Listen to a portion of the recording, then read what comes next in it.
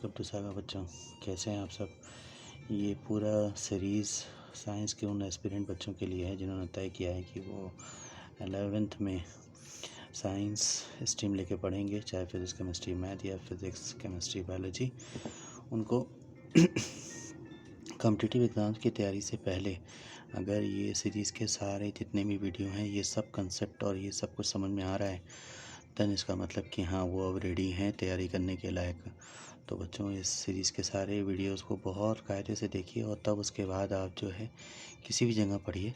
लेकिन अगर ये सारे लेक्चर्स आपको इस सीरीज़ में जितने भी होंगे वो सब समझ में आ रहे होंगे, तो आप यकीन मानिए कि आपको किसी भी कॉम्पिटिटिव एग्ज़ाम की तैयारी करने के लिए जो बेसिक होता है वो आपका बहुत अच्छा होगा। और आप कहीं पे भी पढ़ेंगे तो आप आगे वाले बेंच पे रह करके पढ़ेंगे, आपको चीज़ें सब समझ में आ रही होगी, आपकी स्पीड अच्छी हो जाएगी।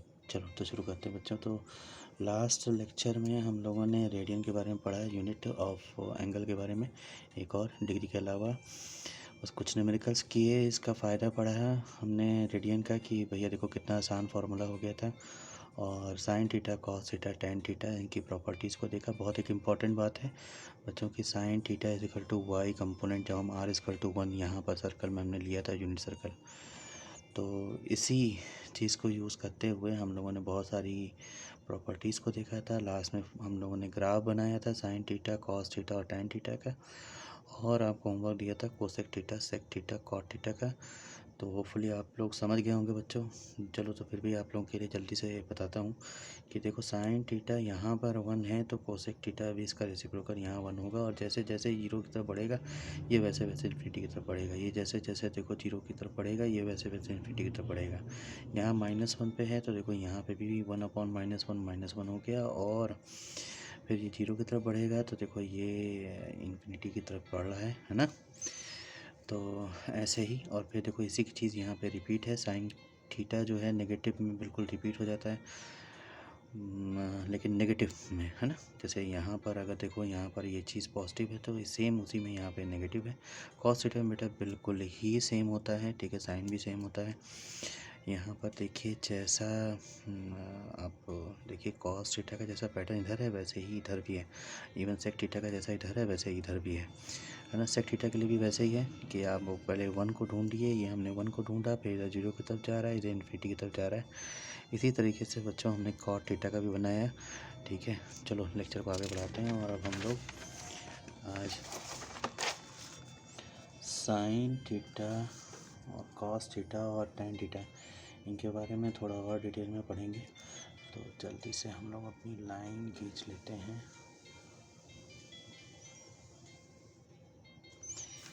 इस सीरीज़ में बच्चों और भी लेक्चर्स आएंगे तो उन्हें ध्यान से देखिएगा। होपफुली आपके बेसिक्स बहुत अच्छे हो जाएंगे।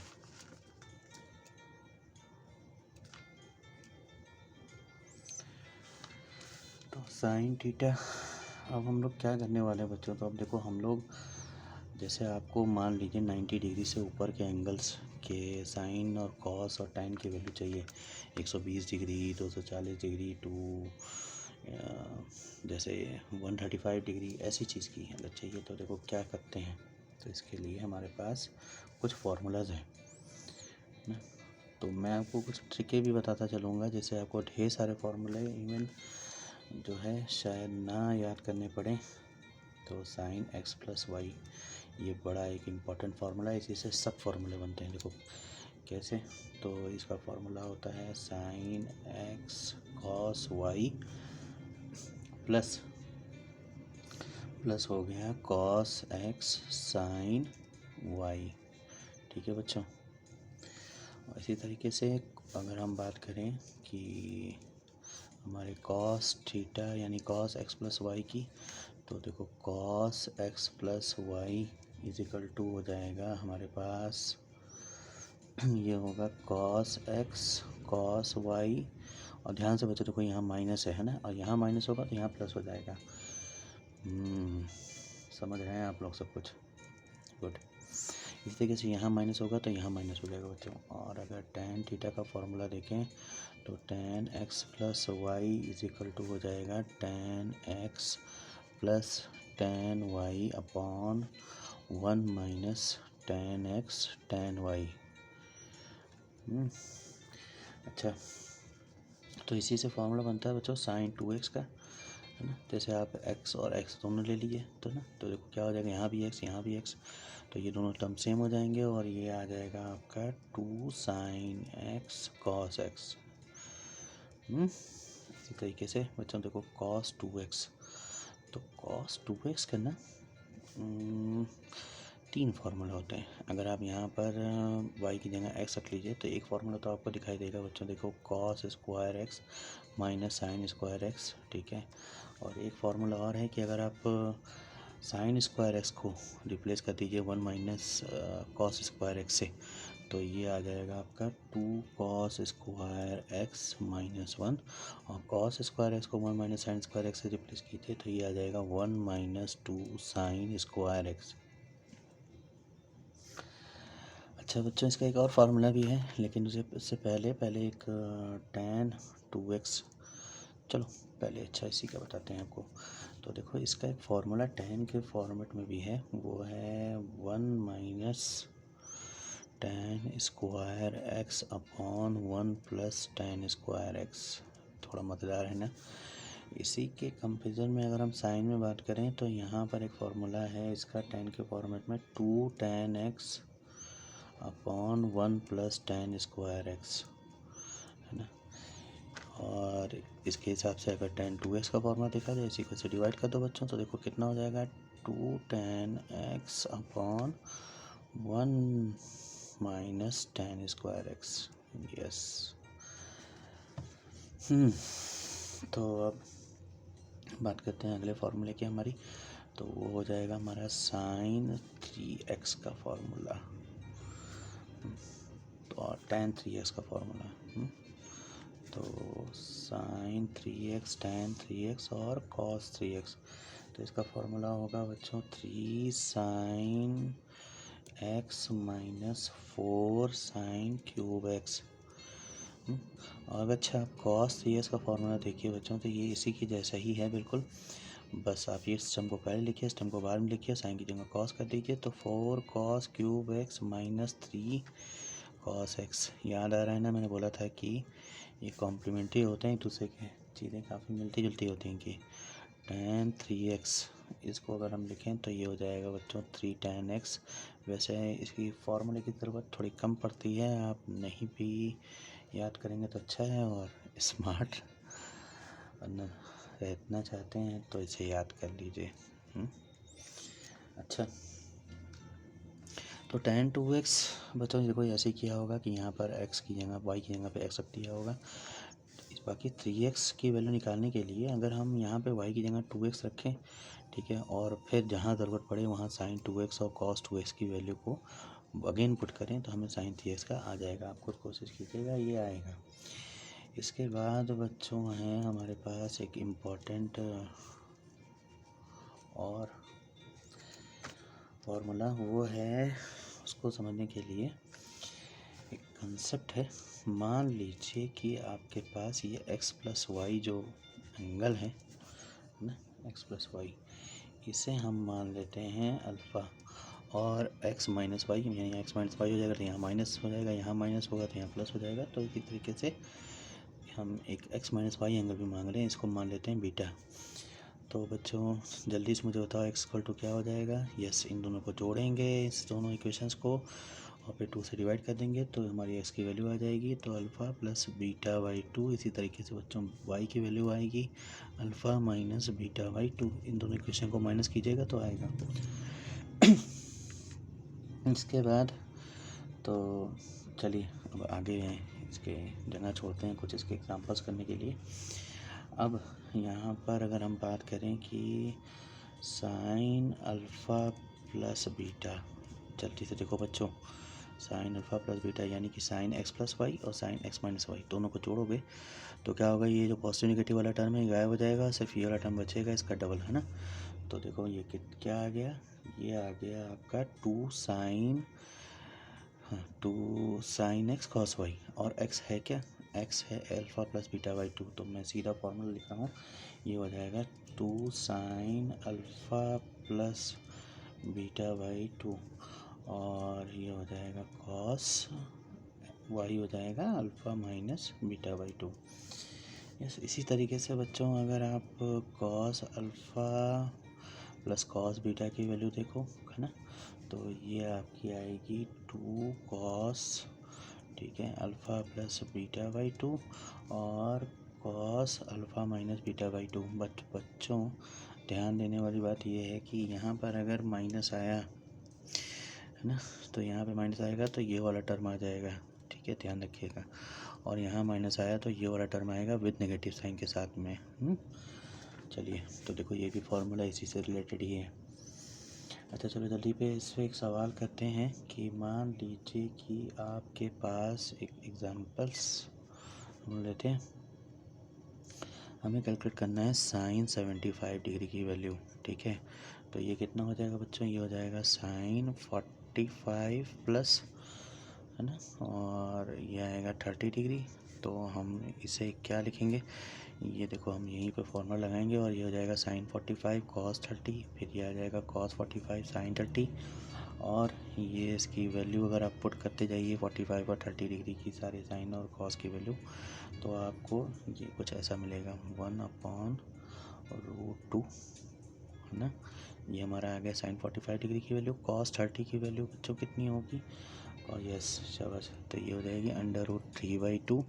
और इसी तरीके से प्लस देखो मेरे पास कॉस 45 की वैल्यू 1/√2 और फिर हो जाएगा साइन 30 की वैल्यू 1/2। तो ये आ गया मेरे पास वैल्यू आ गई √3/2√2 और 1/2√2। तो मैं सीधा 2√2 नीचे लिख रहा हूँ और ये आ जाएगा √3 + 1। तो इसी तरीके से और भी सवाल बनते हैं बच्चों, आप प्लस माइनस में एंगल को तोड़ करके क्वेश्चंस कर सकते हैं, है ना। तो चलो हम लेक्चर को अपने आगे बढ़ाते हैं। अब हम आपको एक मान लीजिए कि आपने एंगल को, बेहतर होता है जब तोड़िए तो पाई यानी कि 180 डिग्री, 90 डिग्री और 280 डिग्री इनके प्लस माइनस के फॉर्म में तोड़िए, क्योंकि इनका फार्मूला बहुत ही आसान होता है। और अगर आप 45 डिग्री के प्लस में तोड़ रहे हैं तो थोड़ा सा दिक्कत होगी। तो अगर मान लो कि आपके पास जैसे मैं 90 डिग्री के फॉर्म में अगर तोड़ूं, तो देखो क्या है कि साइन π/2, ठीक है बच्चों, और माइनस थीटा, तो ये क्या होता है, ये होता है कॉस थीटा। और अगर मैं प्लस कर दूँ, ठीक है, तो यहाँ पर देखो एक ट्रिक है कि अगर π/2 3π/2 होगा तो साइन कॉस में कन्वर्ट हो जाएगा, मतलब अपने कॉम्प्लीमेंट्स में ही कन्वर्ट हो जाएंगे। और पाई और 2π हुआ तो ये सेम रहेंगे। और यहाँ पे साइन की ज़रूरत जो है ना वो आप क्वाड्रेंट के साथ देखिए, तो देखो ये π/2 प्लस थीटा है, ये सेकंड क्वाड्रेंट की बात हो रही है, साइन पॉजिटिव होता है इसलिए पॉजिटिव है। तो चलो मैं जल्दी जल्दी लिखता हूँ और जब तक आप सोचते रहिए। यस, तो पाई की वैल्यू माइनस प्लस थीटा ना बच्चों, ये भी सोचिए क्या होगा, साइन भी सोचिए बच्चों क्या होगा इसका। तो ये आ गया sine 3π/2 minus plus theta is equal to, और फिर लास्ट आएगा साइन 2π माइनस प्लस थीटा, है ना। तो इसका देखो बच्चों, तो पाई है तो ये साइन का साइन ही रहेगा, और 3π/2 है तो ये कॉस हो जाएगा, और ये है तो इसका वैल्यू आ जाएगी आपकी साइन।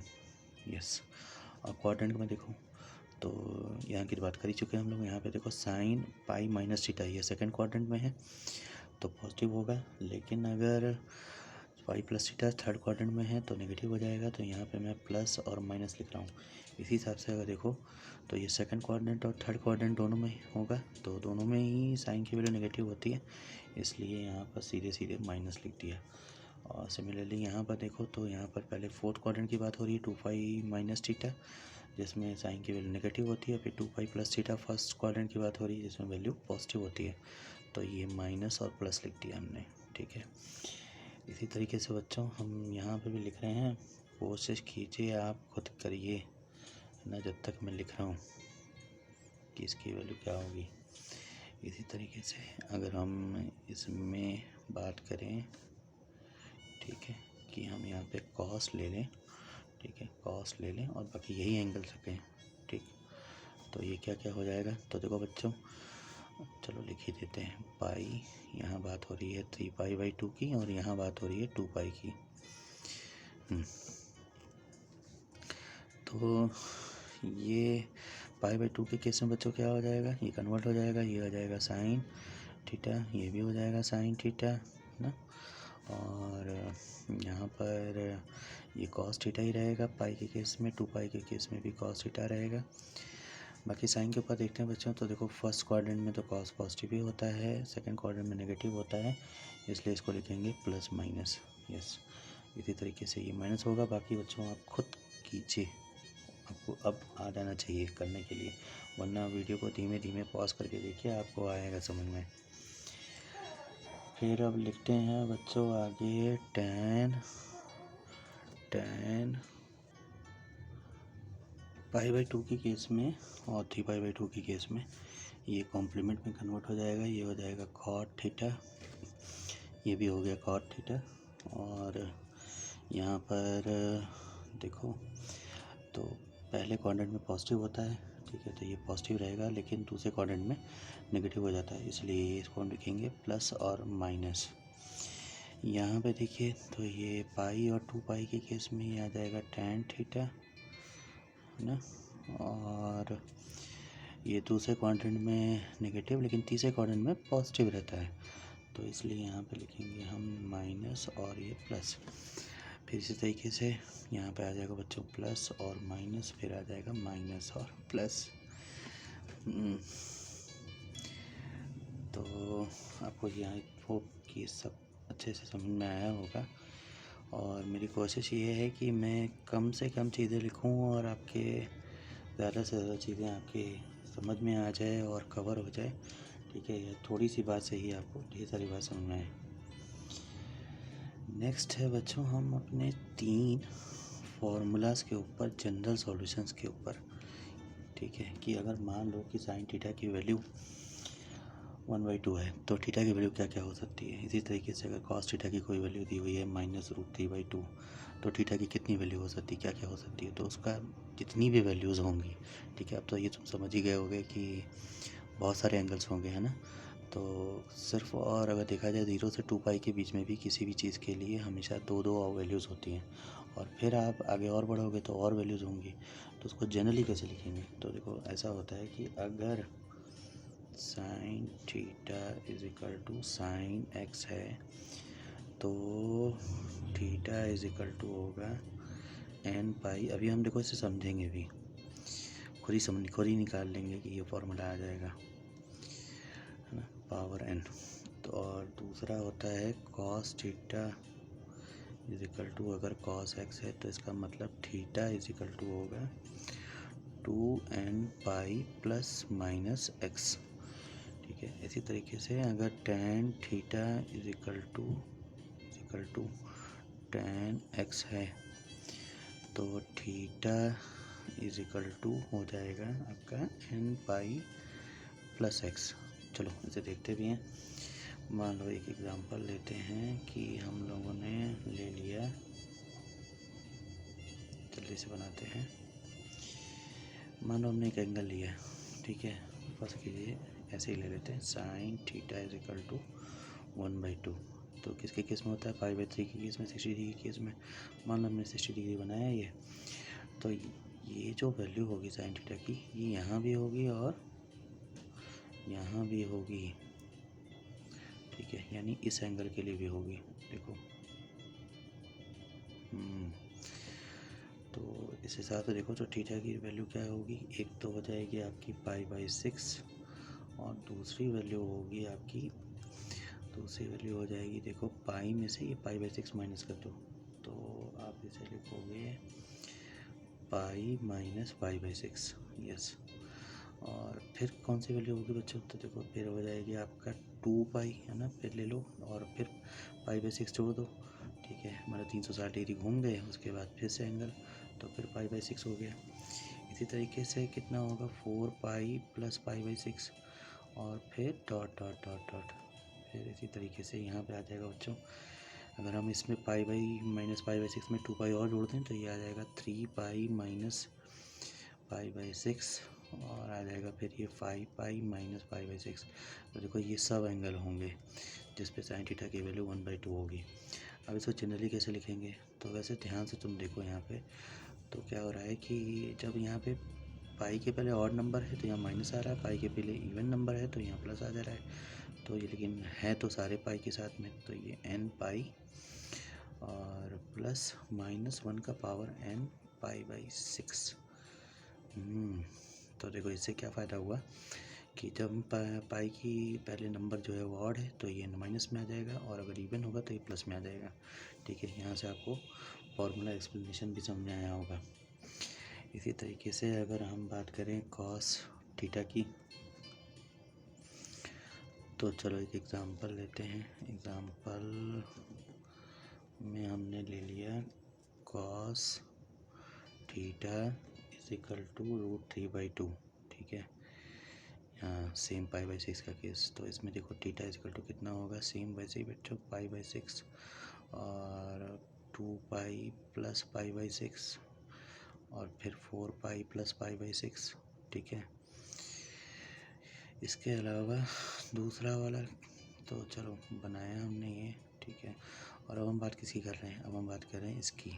ठीक है, तो ये कहाँ और आएगा सेम, एक तो इस एंगल के लिए और एक इस एंगल के लिए।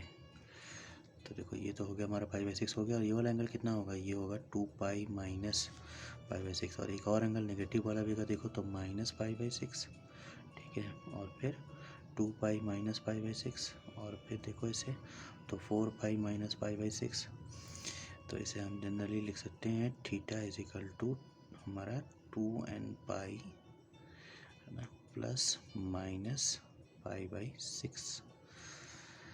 चलो इसी तरीके से tan का करते हैं। tan के केस में बच्चों ऐसा होता है कि आपका अगल बगल के कोऑर्डिनेट में मामला सेम नहीं होता, अपोजिट कोऑर्डिनेट में होता है। सेम ले लेते हैं केस कि tan theta is equal to √3 pi by six के केस में, सॉरी ये हाँ 30 डिग्री का केस चल रहा है। तो 30 डिग्री के केस में आ गया इतना, तो 30 डिग्री के केस में बच्चे इसकी कितनी वैल्यू हो जाएगी, इसकी वैल्यू हो जाएगी 1/√3 है ना। और अगर अब आप इसमें देखो तो ये कहाँ आएगा, ये 30 डिग्री में यहाँ आया, एक तो यहाँ पे, और एक आएगा आपका यहाँ पे। यहाँ पर देखो बच्चों क्या है कि इसकी और इसकी पॉजिटिव अपॉन पॉजिटिव की वैल्यू पॉजिटिव होगी, और यहाँ पर अगर तुम देखो तो ये नेगेटिव अपॉन नेगेटिव की वैल्यू भी पॉजिटिव हो जाएगी, इसीलिए इस दोनों कोऑर्डिनेट में सेम रहेगा। tan थीटा की वैल्यू दोनों जगह 1/√3 रहेगी।